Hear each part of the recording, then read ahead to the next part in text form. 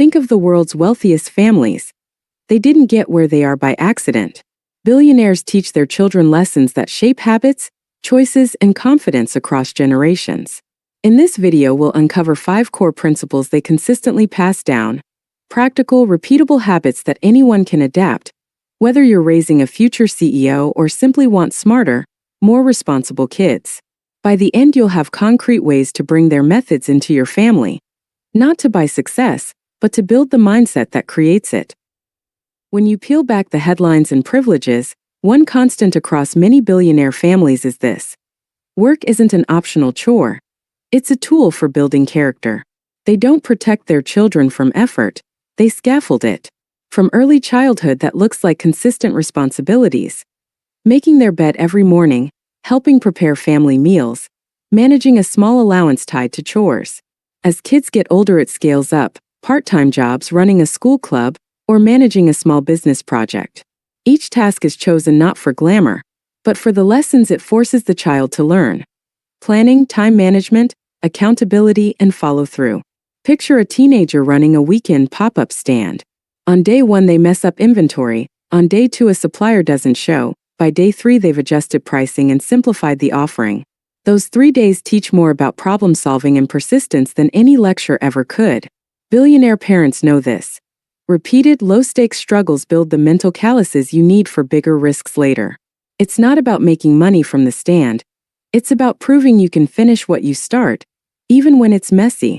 Equally important is how parents frame failure.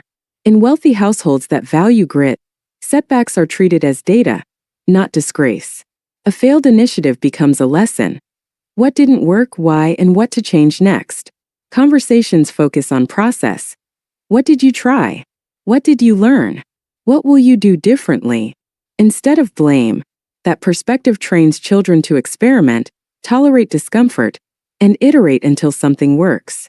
Billionaire parents also emphasize long horizons. They reward persistence over instant gratification. Finishing a multi-month project, nurturing a skill for years, or steadily growing a small venture instead of chasing quick wins. They model delayed gratification themselves, investing time and energy into work that compounds slowly, and children absorb that time preference by watching decisions made at the family level. A few practical approaches often used: assign consistent, age-appropriate responsibilities and keep them non-negotiable. Predictability teaches discipline. Give control with constraints. Let teens run a small project with a budget and expectations, then step back and let them solve problems. Tie privileges to follow-through rather than outcomes. Reward consistency more reliably than success. Normalize failure by debriefing projects. Focus on lessons and next steps, not shame. Model the grind. Let kids see adults doing persistent, unglamorous work every day. If you take nothing else from this lesson, remember this: grit compounds. A child who learns to stick with difficult problems, reframe setbacks as feedback, and prioritize steady effort over quick reward will carry those habits into careers, relationships, and ventures. Wealth can buy opportunities, but grit is what turns opportunities into achievements. Money in billionaire families is treated less like an indulgence and more like a language, one you learn to read, speak, and use responsibly. From an early age, children in these households are taught that wealth is a tool that must be managed, not a magic wand that solves every problem. Lessons start small and concrete, understanding what a bank account is, why budgets matter, and how saving today creates options tomorrow. Over time, the conversation deepens to include assets versus liabilities, compound interest, investment basics, taxes, and the difference between living off income and living off capital. Instead of shielding kids from financial complexities, many wealthy parents intentionally expose them, in age-appropriate ways, to the mechanics behind family decisions.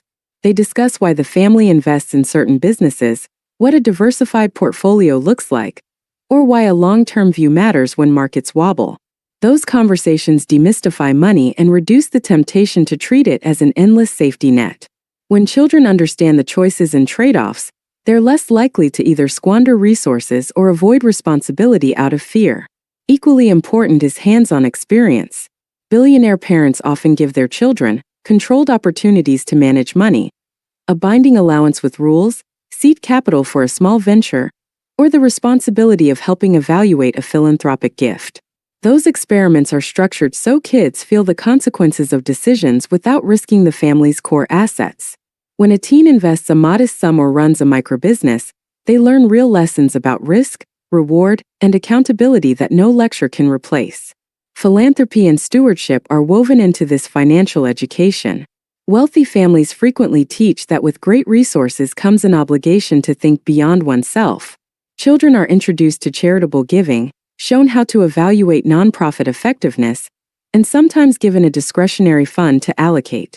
That practice shifts the framing of money from self-indulgence to purposeful impact, cultivating a sense of responsibility that outlasts any inheritance.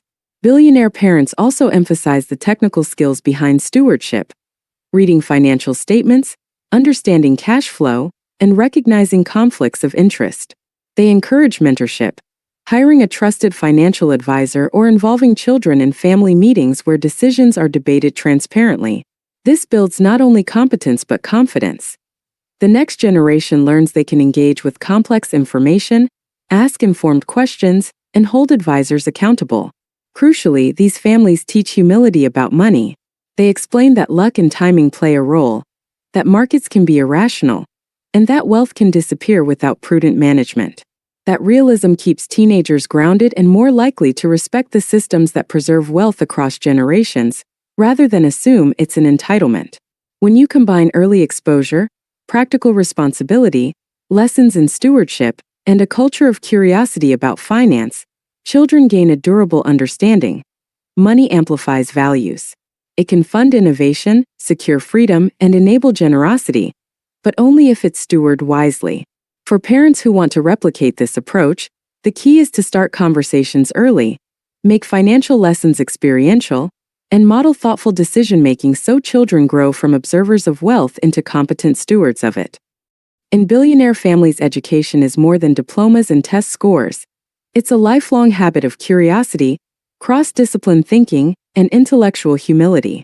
Parents in these households treat learning as the primary engine of adaptability. Skills and knowledge compound over time, and the person who continues to learn will outpace those who rely solely on past achievements. That belief shows up not as pressure to attend a single elite school, but as an environment that prizes asking questions, exploring different fields, and embracing feedback. Children are exposed to a wide range of ideas early on. Arts alongside sciences, business alongside history, hands-on skills alongside abstract theory. The goal isn't to produce a narrow specialist as quickly as possible, but to cultivate pattern recognition and the ability to connect seemingly unrelated domains. A teenager who studies programming and music, or who reads widely about technology and philosophy, develops the mental flexibility to see opportunities others miss. Billionaire parents often encourage this breadth because innovation rarely springs from a single lane. It comes from recombining knowledge across contexts. Equally important is the emphasis on learning how to learn. Instead of treating intelligence as fixed, these parents model and teach metacognitive skills. How to break problems into manageable parts, how to seek useful feedback, and how to iterate on methods that don't work. They value mentors, not just tutors, and create situations where children must search out expertise, ask the right questions, and apply lessons in real projects. That process turns abstract schooling into practical capability. Reading about leadership is different from leading a small team, and billionaire families prioritize the latter because it trains judgment. Curiosity is rewarded more than credentials. Stories of wealthy families often include children who left comfortable tracks to explore unfamiliar fields, allowed to fail and pivot because their upbringing emphasized mastery over status. Parents show that lifelong learning includes unglamorous work, mastering fundamentals, reading widely, and staying intellectually honest when assumptions are challenged. They model humility by admitting when they don't know something and then demonstrating how to learn it. Learning is also tied to a broader social purpose. Rather than isolating gifted children in ivory towers, these families encourage learning that connects to impact, understanding the social consequences of technology, the ethics of business, or the history behind economic systems. That connection gives intellectual pursuit a moral anchor, helping children see knowledge as a resource to solve real problems rather than as a means to personal prestige. Finally, These households create rituals and structures that make learning habitual. Family conversations are often substantive, discussing books, inviting experts for dinner, or involving children in strategy conversations that require them to synthesize information and form opinions. Travel is used deliberately as a classroom, exposing kids to different cultures, governance systems, and economic models. The result is a mindset where curiosity is normal, learning is continuous, and intellectual growth is expected rather than exceptional. If you're trying to replicate this lesson, the focus should be on cultivating curiosity, teaching learning skills, and tying education to real responsibility. When a child learns how to learn and is encouraged to connect ideas across domains, they gain a lifelong advantage: the ability to adapt, innovate, and make decisions that matter. Imagine a world where your knowledge becomes a valuable commodity, where you can teach what you love and get paid for it. This is the reality for many who have embraced the power of online education. By creating and selling educational courses, these individuals are not only changing their own lives, but also empowering others to learn and grow. Enter Tuition Near Me, a platform designed to make this dream a reality. Tuition Near Me provides a robust and user-friendly space for educators and aspiring entrepreneurs to create, share, and monetize their knowledge. Whether you're a seasoned teacher, a professional with specialized skills, or someone with a unique hobby, Tuition Near Me offers the tools and support you need to turn your expertise into a thriving online business. The platform is more than just a marketplace. It's a community of learners and teachers, all connected by a shared passion for education. By joining Tuition Near Me, you become part of a movement that is democratizing education, making high-quality learning accessible to anyone with an internet connection. So, why not join the movement? Whether you're looking to supplement your income, pursue a passion, or build a full-fledged online education empire, Tuition Near Me is here to support you every step of the way. Your knowledge has the power to transform lives, including your own. Embrace the opportunity, share your expertise, and watch as your online education business flourishes. The world is waiting to learn from you. Okay, now back to the topic of what billionaire families are teaching their children. In most of the billionaire families, wealth is framed not as an end in itself but as a responsibility, a resource that demands careful stewardship and a duty to others. Children raised in that mindset are taught to see money as a means to an end, to preserve opportunity, to create value, and to address problems that matter. That perspective shifts the focus from consumption to consequence.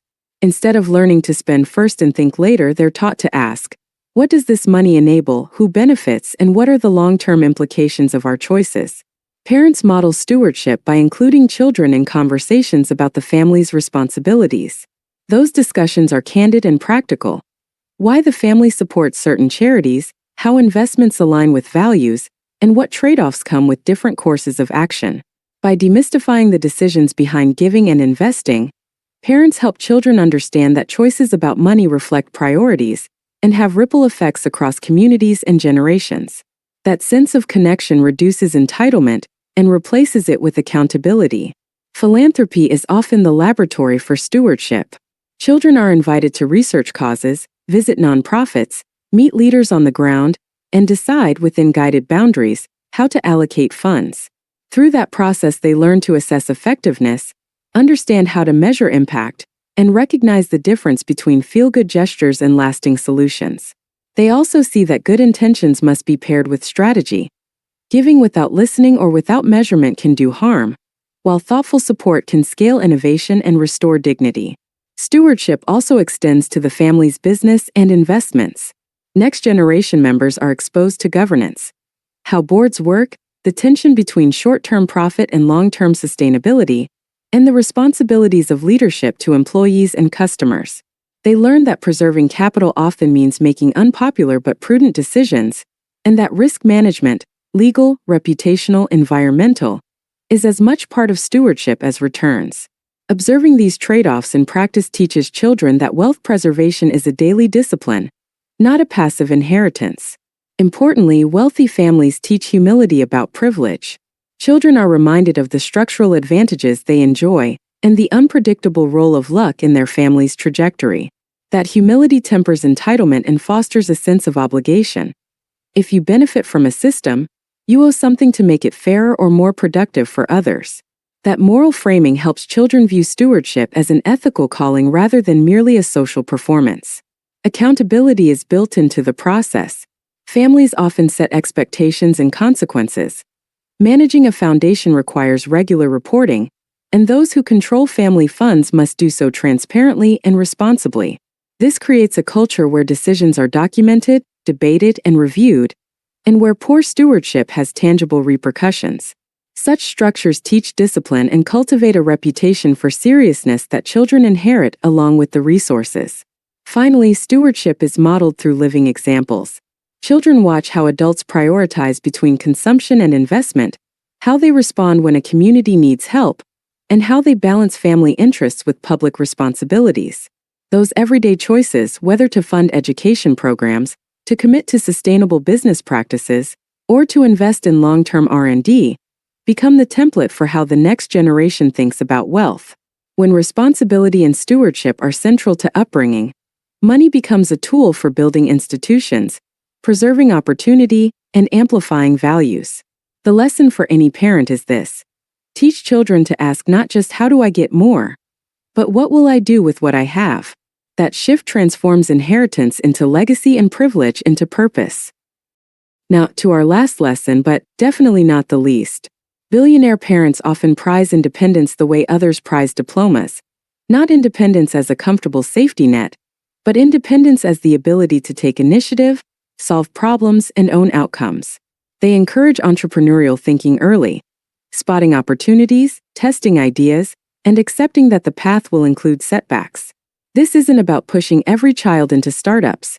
It's about teaching a mindset where agency matters more than permission, where the habit of creating value outweighs waiting for it to be handed over. Children in these families are given room to start small ventures or lead real projects with real consequences. They learn how to write a simple business plan, how to pitch an idea to skeptical adults, and how to iterate when customers or conditions change. Those early experiments build essential muscles, resourcefulness, negotiation, and emotional tolerance for uncertainty that translate across careers and life choices. Even when an idea fails, the experience of launching, learning, and adapting is treated as progress rather than defeat. Resilience is cultivated alongside entrepreneurial freedom. Parents model and teach the emotional work of recovery, acknowledging disappointment, analyzing what went wrong, and planning the next attempt. Rather than rescuing children from every mistake, they often step back and let consequences provide the lesson. That creates a powerful internal narrative. Setbacks are temporary and solvable, not identity-defining. Over time, children learn to see risk as information, not as catastrophe, and to approach big opportunities with measured courage. Mentorship and network access are used strategically. Wealthy families leverage their connections not to smooth every path, but to expose children to role models who have built things from scratch and who can offer candid advice. Those mentors provide a reality check: how to cope with long hours, how to manage people through uncertainty, and how to navigate ethical dilemmas that arise when building scale. Learning from others' trajectories shortens the trial and error period and teaches a more mature form of independence. Another crucial element is financial and operational autonomy at appropriate scales. Instead of shielding children with unlimited resources, many families provide limited capital tied to expectations, seed funding for a venture with clear reporting, or a storefront budget with sales targets. That constraint teaches discipline. Entrepreneurs learn to prioritize, measure progress, and make trade-offs.